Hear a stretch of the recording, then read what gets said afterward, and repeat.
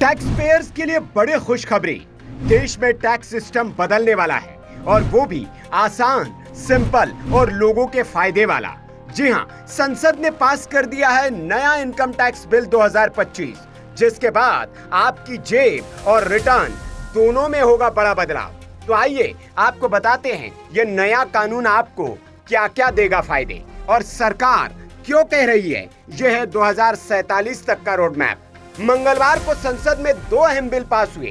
पहला income tax bill 2025 और दूसरा टैक्सेशन मेथड संशोधन बिल 2025। राज्यसभा से पास होते ये बिल लोकसभा को वापस भेज दिए गए और लोकसभा इन्हें पहले ही हरी झंडी दिखा चुकी है। सरकार का कहना है ये कदम देश के टैक्स सिस्टम को न सिर्फ आसान बनाएगा बल्कि अनावश्यक झंझट खत्म करेगा। This is a bill which is going to be very consequential. An income tax act every year, some amendment in the finance bill itself, we all pay a lot of attention, go into the details, what will it mean, what is the implication on me, how many people will end up paying more, paying less, what are the other provisions with which action will be taken on me and so on. All of us are quite aware of that. So for even one little amendment to the Income Tax Act, there is so much attention given for the finance bill during the budget session every year. Bill pass हुआ, लेकिन सुनिए एक interesting बात। जब ये ऐतिहासिक पल सदन में हो रहा था तब कांग्रेस समेत कई विपक्षी दल मौजूद ही नहीं थे, वो बाहर चले गए थे। कारण वोटर लिस्ट रिवीजन पर चर्चा की उनकी मांग मानी नहीं गई। यानी जब टैक्स के नए दौर की शुरुआत हो रही थी, विपक्ष मैदान में ही नहीं था। वित्त मंत्री निर्मला सीतारमण ने कहा यह बिल पुराने इनकम टैक्स कानून 1961 की जगह लेगा। भाषा को आसान किया गया है, बेकार के प्रावधान हटाए गए हैं और जनता की राय प्रवर समिति की लगभग सभी सिफारिशें इसमें शामिल की गई है। In the July 24 budget, a comprehensive review of the Income Tax Act was mentioned, and that announcement is the trigger which has led to reviewing the 1961 Income Tax Act, which since its passing in 1961 has over the decades accumulated a lot of newer features such as the TDS, the MAT, the transfer pricing rules, advanced pricing, which are several agreements, and several dispute resolution rules. So each of these have served a purpose but have made the law itself very complex.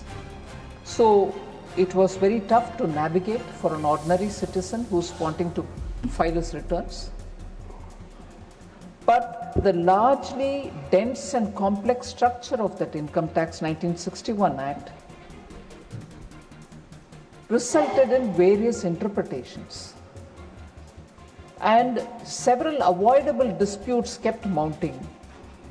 So not so much for the rate, but for the language of the act, we were subject to too many litigations. यानी अब return भरना आसान, भाषा समझने में आसान और TDS refund के लिए भी राहत। सबसे बड़ा बदलाव, अगर कोई व्यक्ति समय पर आईटीआर नहीं भर पाता तो भी अब उसे टीडीएस रिफंड क्लेम करने का मौका मिलेगा। पहले ये राहत नहीं थी। इससे लाखों टैक्स पेयर को सीधा फायदा होगा। बीजेपी के सांसद नरेश बंसल ने कहा यह कानून सिर्फ आज के लिए नहीं बल्कि 2047 तक की चुनौतियों से निपटने के लिए रोड मैप है।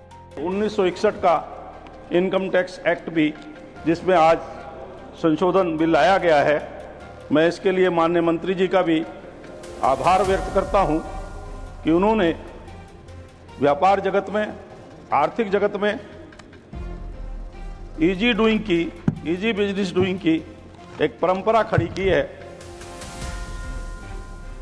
पुराने कानून में जो इनकम टैक्स एक्ट 1961 था, उपसभापति जी 47 अध्याय और 819 धाराएं थी, जिसकी जगह अब 23 अध्याय और 536 धाराएं ही रह जाएंगी। डिजिटल टैक्स, विवाद निपटान और डाटा एनालिटिक्स में टैक्स बेस बढ़ाने जैसे प्रावधान किए गए हैं। नई कर व्यवस्था में बेसिक छूट सीमा 3 लाख की जगह 4 लाख होगी। सेक्शन 87A के तहत कर छूट की सीमा 25,000 से 60,000, 75,000 के स्टैंडर्ड डिडक्शन के साथ 12 लाख तक आय कर मुक्त है। इससे जहां इंडिविजुअल टैक्स पेयर को सुविधा होगी, वहीं व्यापार जगत में भी व्यापार में आसानी होगी। वित्त मंत्री जी ने जो नया आयकर कानून लाया है, उससे व्यापार करने में आसानी होगी, निवेश का नया और सरल रास्ता खुलेगा। आयकर मामले में सरकार सख्ती की जगह सहयोग बढ़ाने का इरादा रखती है। नए आयकर बिल की समीक्षा करने वाली परवर समिति ने अपनी 4,575 पन्ने की रिपोर्ट में 2,085 सिफारिशें की थी। हमारे लगभग सभी को इसमें स्वीकार कर दिया गया है। इस प्रकार व्यापक रूप से जनता का और विचारों को इसमें समावेश किया गया है। यह आर्थिक जगत में जहां 12 लाख रुपए तक का छूट मिली है, वहीं जिनकी और कोई आय नहीं है, केवल रेंटल इनकम है, उनको तो 17 लाख तक की आय पर कोई टैक्स नहीं है। मैं रेखांकित करना चाहता हूं कि जो रिटायरमेंट की एज में होते हैं और आवश्यकता भी रहती है, अनेक प्रकार की छूट मिली है, लेकिन मेरा समय बहुत कम है।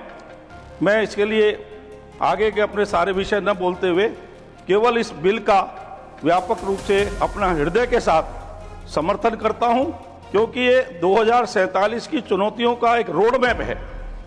जो हमको विकसित भारत का संकल्प पूरा करना है, उसमें ये सहयोगी होगा।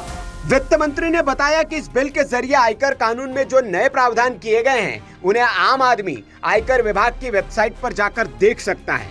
सीतारमण ने फरवरी में पेश किए गए आयकर विधेयक 2025 को 8 अगस्त को वापस ले लिया था। उन्होंने लोकसभा में सोमवार को विधेयक का अद्यतन संस्करण पेश किया, जिसमें प्रवर समिति की लगभग सभी सिफारिशों को शामिल किया गया है। आपको बता दें कि सरकार ने बीते 13 फरवरी को लोकसभा में आयकर विधेयक 2025 पेश किया था। बीजेपी सांसद बैजयंत पांडा की अध्यक्षता वाली प्रवर समिति ने इसमें कुछ बदलाव की सिफारिश की थी। अब नए बदलाव के साथ ये बिल लाया गया और इसे दोनों सदनों में पास करा दिया गया है। सरकार का दावा है, यह है न्यू इंडिया टैक्स सिस्टम, जो आम आदमी से लेकर बिजनेस तक सबके लिए होगा क्लियर, ट्रांसपेरेंट और आसान।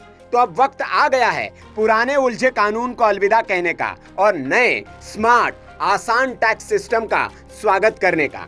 सरकार ने बिल पास कर दिया है, अब बारी आपकी है। रिटर्न टाइम पर भरिए, फायदा पाइए, क्योंकि 2047 का भारत आज से ही तैयार हो रहा है। Bureau report, VK news.